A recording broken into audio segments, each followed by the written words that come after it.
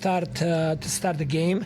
After that, I thought that we did really good job of fighting, and we kept them to 2 offensive rebounds only in the first half, and we were able, with our aggressiveness, to come up with steals and opportunities for us to run in transition. But as the game progressed, their physical attributes came to the full light. Obviously, more often than not, you want to let Grady sort of play through his mistakes. Tonight, a little less of that maybe down the stretch. What do you tell him, maybe not tonight, but in the coming tomorrow, about this as a learning experience?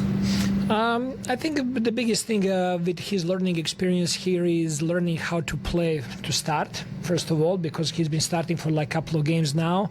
Second thing is how to play starters minutes.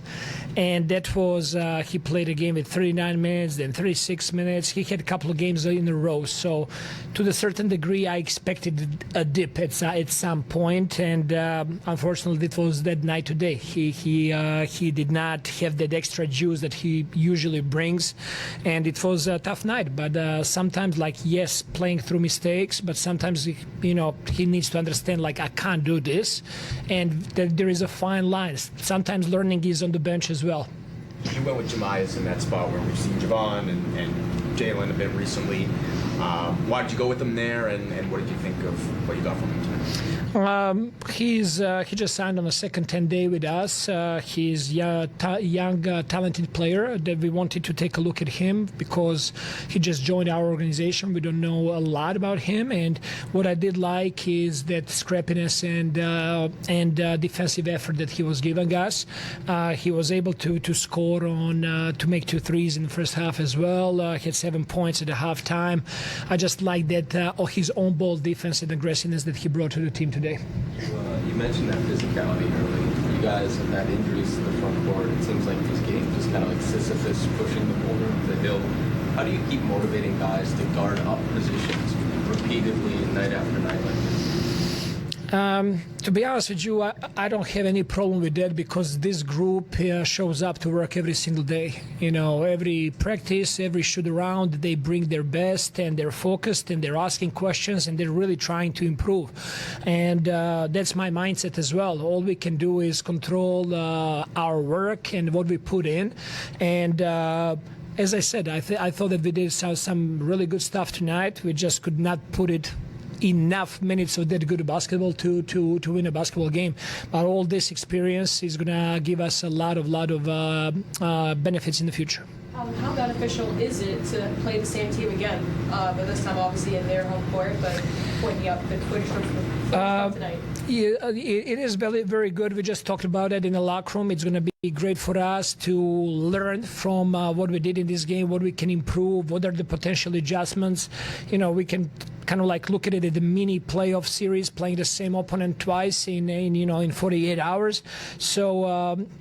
And I'm really excited to go to film and go to practice and to get our guys ready to go out there and then play a better game. You got 14 points off the bench from Jordan. What did you see from him tonight? Jordan, I saw 14 points as well, same like you did. But I also saw improvement on defensive end. He's been working very hard to improve his on-ball defense activities.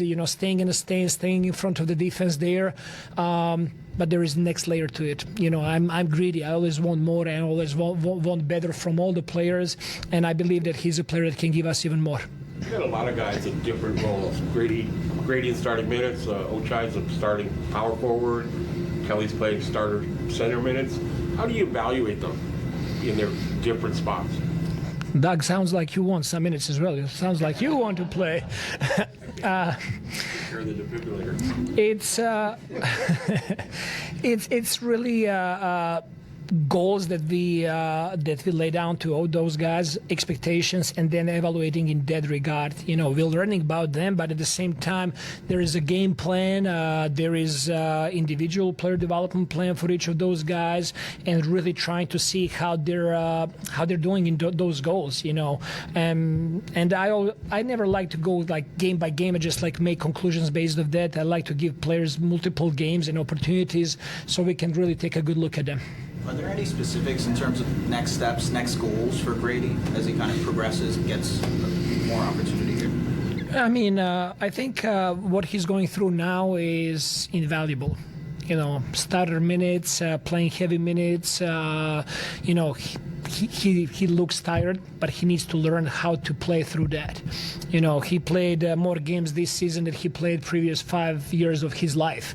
You know, college season is getting to the end, and he's still playing. So there is for a 20-year-old, there is so much to learn. Like, even like to a certain degree, failure in a bad game is good, because he's going to go back, he's going to analyze it, he's going to learn something from it, and he's going to come back being better.